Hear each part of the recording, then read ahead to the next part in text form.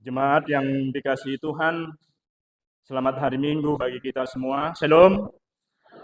Tuhan Yesus memberkati kita dalam setiap rangkaian perjalanan hidup kita masing-masing dengan segala kemurahan dan berkat yang telah tersedia dan yang akan dicurahkan bagi kita. Minggu hari ini, minggu yang penuh berkat, kita disapa oleh firman Tuhan. Tapi sebelum saya menyapa lebih jauh, mungkin ada yang belum kenal. Nama saya Yatus Groho, hadir bersama dengan istri. Kok nggak nampak ya? Oh ya, hadir bersama dengan istri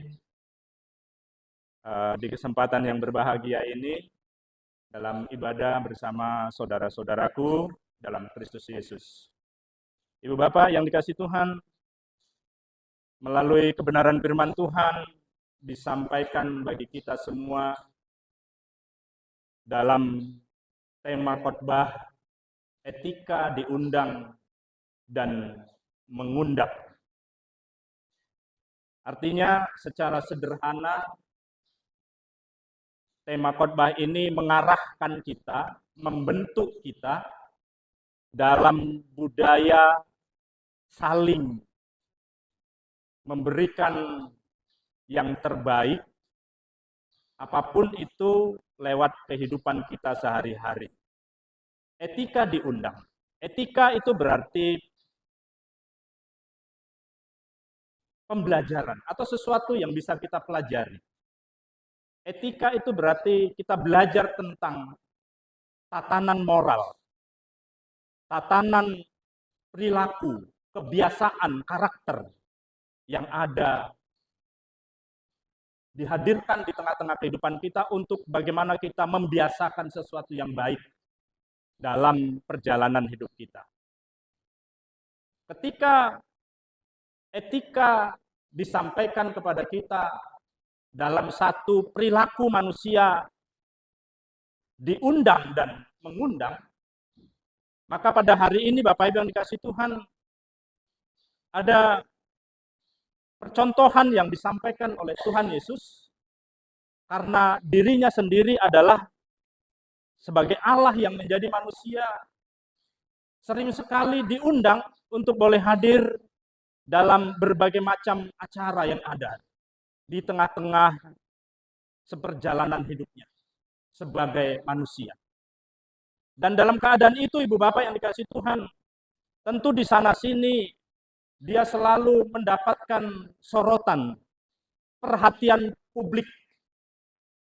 Karena bagaimanapun setiap orang memang layak untuk diperhatikan apakah baik atau buruk perbuatan atau tingkah laku seseorang. Terlebih karena Yesus Kristus juga adalah Tuhan, sehingga dalam setiap kesempatan ketika dia diundang untuk hadir, maka dia juga selalu memberikan pengajaran-pengajaran tertentu. Dalam kaitan ini, bagaimana kita diajar tentang etika diundang dan mengundang.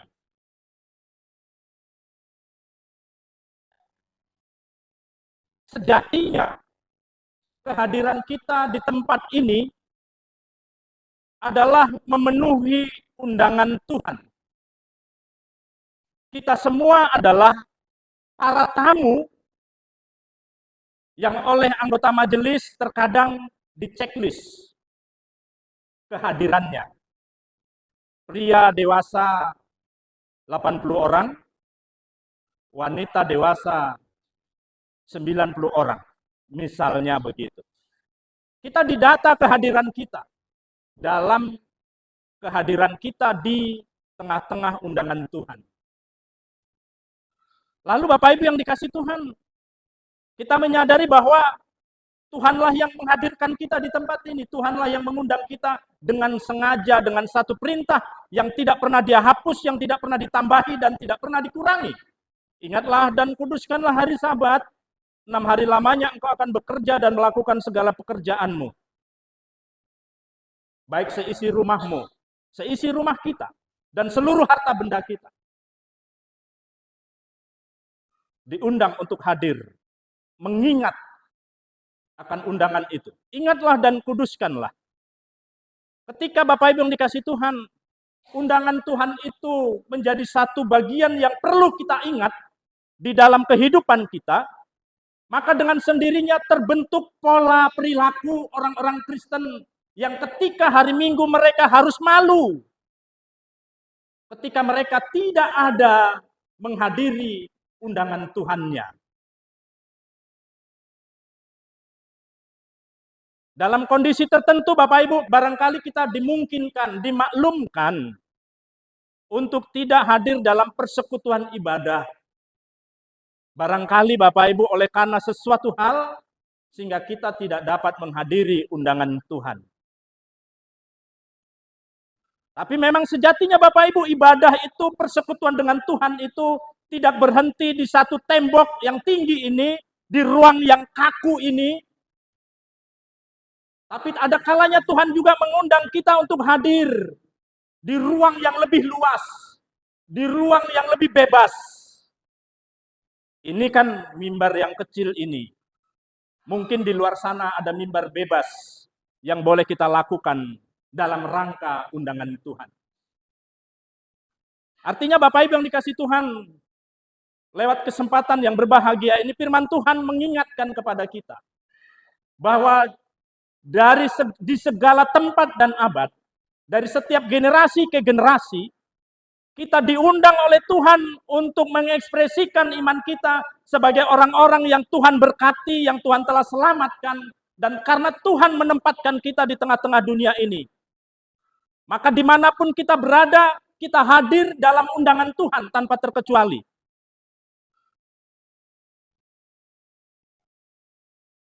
Kalau mengingat hukum Taurat yang keempat, perintah Tuhan yang keempat tentang ingatlah dan kuduskanlah, tapi sejatinya memang kita harus menguduskan diri dimanapun kita berada.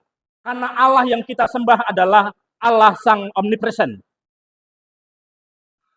Allah yang maha hadir. Tidak ada satu lubang semut pun tempat bagi kita layak untuk bersembunyi, luput dari pandangan Tuhan, dari kehadiran Tuhan, sehingga kita tidak mengingat untuk menguduskan diri kita.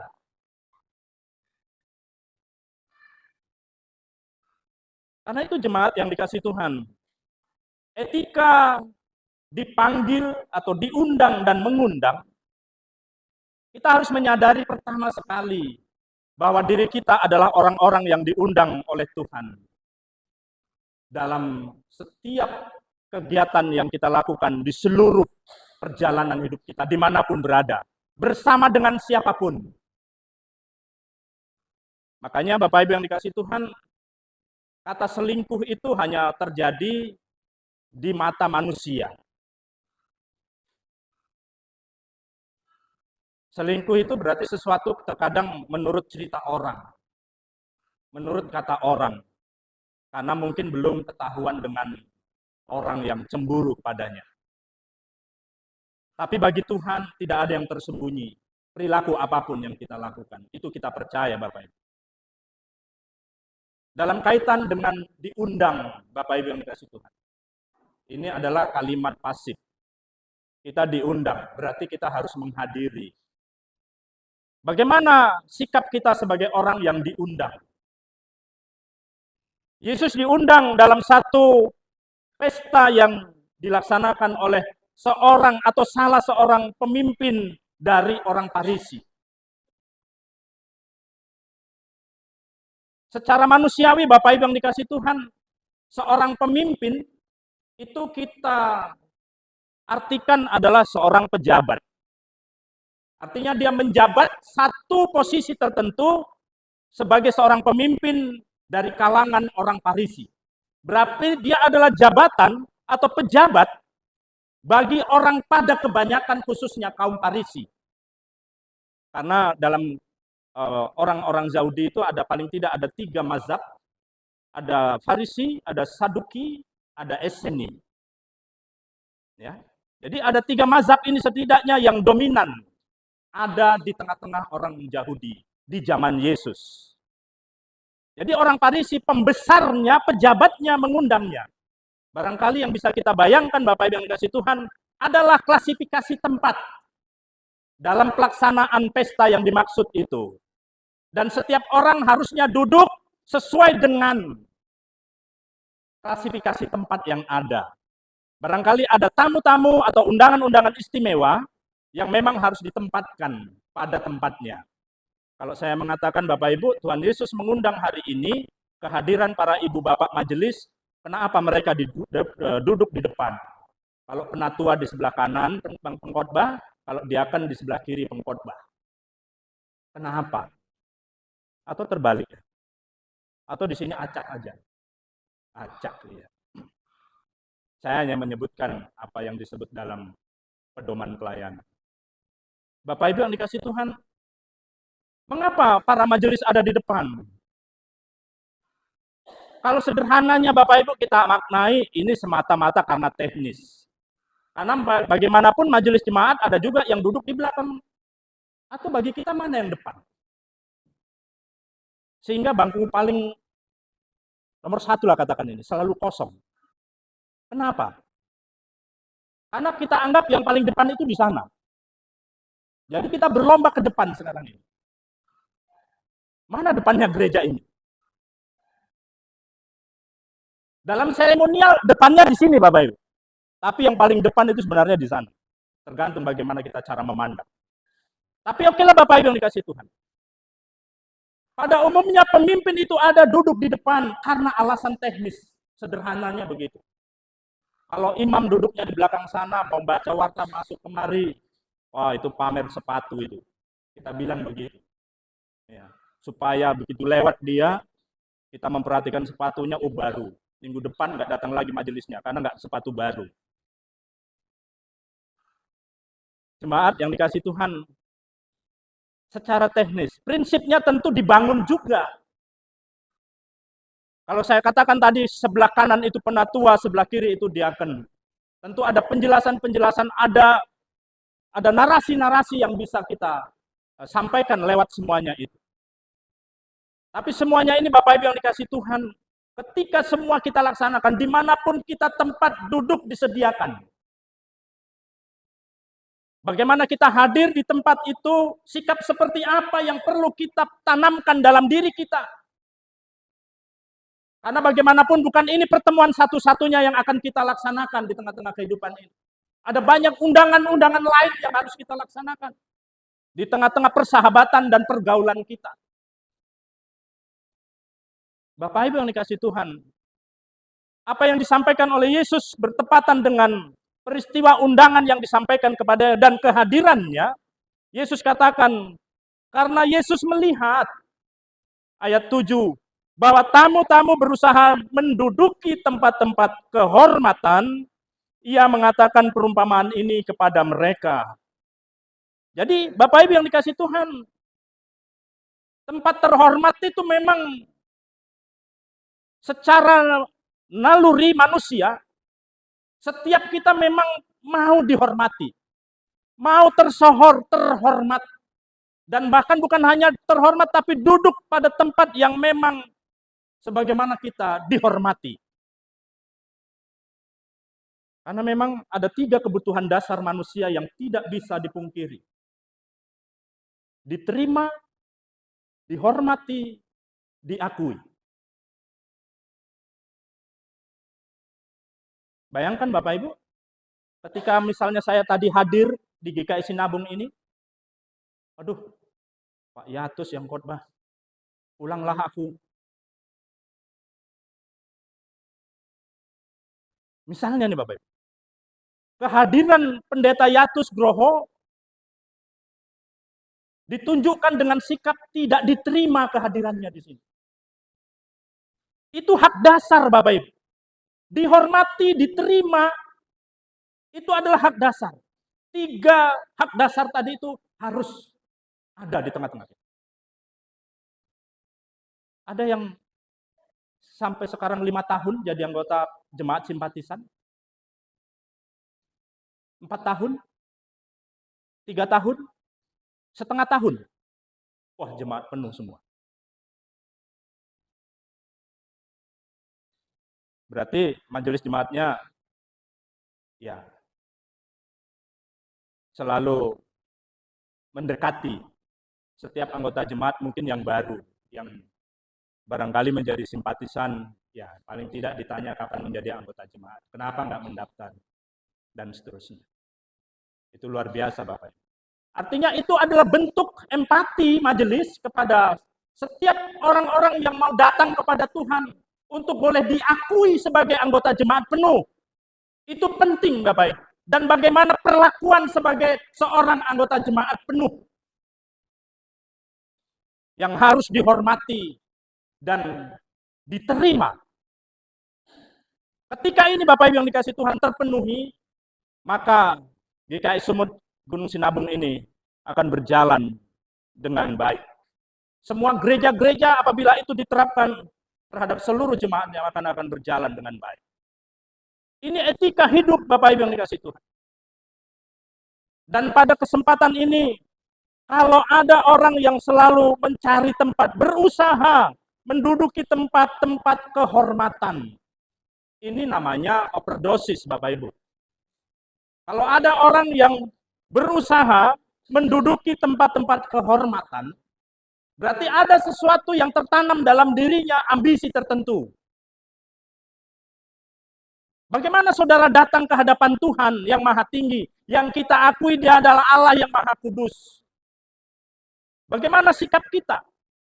Apakah dengan ambisi-ambisi tertentu? Saudara, saya, kita semua diundang ada di tempat ini, di rumah kudus ini, untuk datang kita dalam kerendahan hati.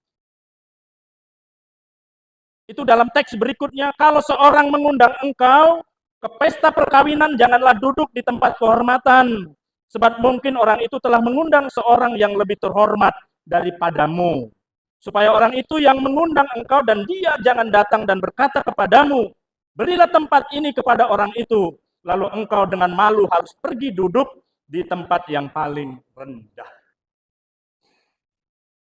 Barangkali Bapak Ibu nggak pernah merasakan rasa malu itu, atau pengalaman yang menyebabkan ibu bapak malu. Saya pernah Bapak Ibu. Kepedean. Karena salah mengartikan mana depan. Seperti tadi. Salah mengartikan, oh ini depan. Barangkali sana belakang. Maka kami duduk di tempat yang... Lalu datanglah pemilik pesta. Oh ini tempat duduk hula-hula. Waduh, kelabakan kami. Paksa kami bergeser 3 bangku ke belakang. Itu pun masih digeser lagi kemudian. Sudah 3 bangku ke belakang. Oh ini tempatnya apa keluarga? Digeser lagi ke belakang. Saya pernah mengalami hal seperti itu Bapak Ibu. Ini adalah sesuatu yang sering terjadi, yang disebutkan, yang diumpamakan ini oleh Yesus Kristus kepada orang-orang yang menghadiri satu pesta tertentu, atau juga orang-orang yang membuat atau mengundang acara tertentu. Intinya dari semuanya ini Bapak Ibu yang dikasih Tuhan. Yang pertama, mari kita bersikap rendah hati. Karena di dalam kerendahan itulah, dalam sikap rendah itulah, kalau kita memahami bahwa berkat Tuhan itu seperti air, maka air itu akan mengalir dari tempat yang lebih tinggi kepada tempat yang lebih rendah. Maka berkat Tuhan itu, kemurahan Tuhan itu ada kepada setiap orang yang merendahkan dirinya di hadapan Tuhan.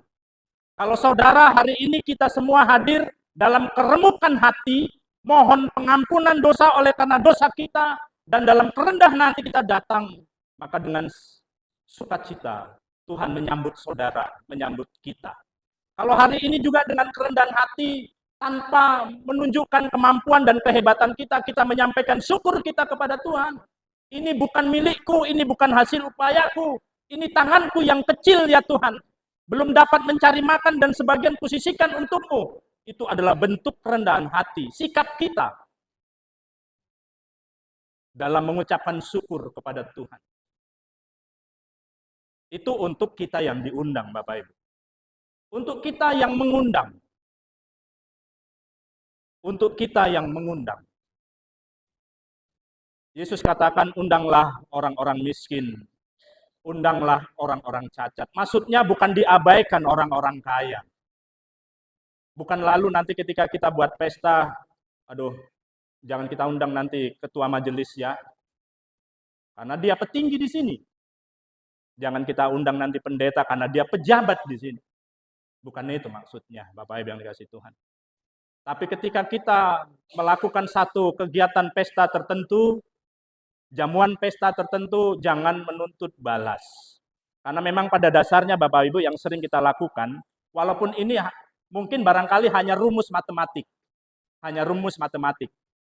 Oh yang hadir pendeta, pendeta Yatus 20.000. Kita catat Bapak Ibu. Ketika kita pesta, kita buka amplop dan sebagainya. Oh ya, beras 30 karung kita terima. Ulos sekian lembar. Kita catat semuanya Bapak Ibu yang dikasihi Tuhan. Tentu dalam catatan ini harapan dari teks Alkitab hari ini hanya semata-mata alasan matematis. Kita hanya menghitung bahwa ternyata sisa. Ada kelebihan. Ada surplus dari pesta kita ini. Ada kekurangan, ada minus, dan lain sebagainya. Harapannya hanya sebatas itu ketika kita mencatat dari orang-orang yang peduli, yang memperhatikan dengan ungkapan-ungkapan sukacitanya. Papan bunga. Papan bunga dari Sinabung ada. Bukan dalam maksud menuntut balas. Kalau kita mengundang bukan maksud untuk menuntut balas. Karena aku dulu sudah diundang. Maka sekarang dia akan kuundang. Jemaat yang terkasih di dalam Tuhan Yesus Kristus. Firman Tuhan hari ini mengingatkan kepada kita semua. Bagaimana kita di hadapan Tuhan dalam bersikap terhadap apa yang harus kita lakukan di tengah-tengah kehidupan kita. Ketika kita harus menghadirkan orang lain di tengah-tengah kehidupan kita, biarlah itu menjadi bukti bahwa kita orang-orang yang bersyukur karena berkat dan anugerahnya. Kita mengundang mereka karena kita bersuka cita. Saya pernah Bapak Ibu diundang begini. Dalam undangan itu dituliskan, kami tidak menerima papan bunga atau bunga papan. Kami tidak menerima amplop dalam bentuk apapun yang berisikan uang. Semua yang hadir itu bingung. Semua. Karena itu pesta pernikahan, Bapak. Nggak lazim. Nggak lazim. Yang datang pun sungkan. Apalagi mau mengambil tempat duduk di mana itu. Mau masuk ke ruangan tempat pesta saja sungkan. Walaupun ini tidak lazim, Bapak. Saya pernah menghadiri acara seperti ini. Jadi saya sendiri pun sungkan. Setidak-tidaknya apalah itu. Tapi mereka punya konsep yang demikian. Dijalankan acara itu sebagaimana mestinya dan mendatangkan keberkatan bagi kita. Saya nggak mengatakan itu satu ketentuan, Bapak Ibu. Saya nggak mengatakan itu sebuah ketentuan. Tapi saya pernah melaksanakan hal itu. Artinya saudaraku yang terkasih di dalam Tuhan Yesus Kristus, Ibu Bapak yang dikasihi Tuhan, mari kita hidup dalam tuntunan kasih Tuhan, dalam pola yang telah Tuhan tetapkan. Marilah kita melaksanakan segala sesuatu, baik sukacita atau apapun itu, kita lakukan dengan kerendahan hati tanpa menuntut balas apapun. Karena apa? Tuhan mengatakan di dalam teks kita, dan engkau akan berbahagia karena mereka tidak mempunyai apa-apa untuk membalasnya kepadamu, sebab engkau akan mendapat balasnya pada hari kebangkitan orang-orang benar. Bapak Ibu yang dikasihi Tuhan, ini adalah standar moral yang disampaikan oleh Tuhan. Kalau saudara berbuat baik dan saudara menantikan perbuatan baik yang sama dibalas oleh orang yang bersangkutan, berarti saudara sama dengan orang Farisi. Berarti saudara kita sama dengan orang-orang yang selama ini pada kebanyakan. Kita nggak menuntut, tapi kalau orang memberi silahkan. Barangkali begitu Bapak. Kalau kebalikan, kalau moralitas kita sama dengan orang lain. Saya sampaikan ini kepada kita semua. Kalau moralitas hari ini ada orang yang demonstrasi lalu melakukan perusakan penjarahan. berarti saudara pendendam. Tapi berarti saudara juga serakah. Itu bukan hak saudara. Membalas itu bukan hak kita. Apalagi merampasnya. Katanya, oh ini udah kami lakukan perampasan katanya dalam video-video yang viral. Kami sudah memulai perampasan aset pejabat negara. Kami sudah mulai. Itu nggak bisa diterima, Bapak Ibu. Itu dilakukan atas dasar kebencian barangkali. Atau mungkin dendam. Dan lain sebagainya. Saya harap orang Kristen tidak melakukan hal itu. Demonstrasi silakan, itu hak kita. Menunjukkan, menyampaikan kritik itu hak kita semua. Tanpa perusakan, tanpa menimbulkan huru-hara yang menyebabkan kekacauan di mana-mana. Jemaat yang dikasihi Tuhan, barangkali sudah ada undangan itu. Undangan demonstrasi. Ya, entah pun kepada anak-anak kita yang berkuliah di mana. Mungkin sudah ada undangan kepada mereka. Atau kaum buruh. Atau driver ojek online. Dan lain sebagainya. Siapa saja bisa dapat undangan itu. Tapi bagaimana kita bersikap? Terpuji nama Tuhan, saudara yang dikasihi Tuhan. Firman Tuhan ini disampaikan kepada kita untuk selalu dalam hati sanubari kita tetap dalam kerendahan hati, kita tetap dalam kontrol diri, dan tidak menuntut balas terhadap apapun yang kita lakukan. Tuhan Yesus memberkati, kita aminkan firman Tuhan.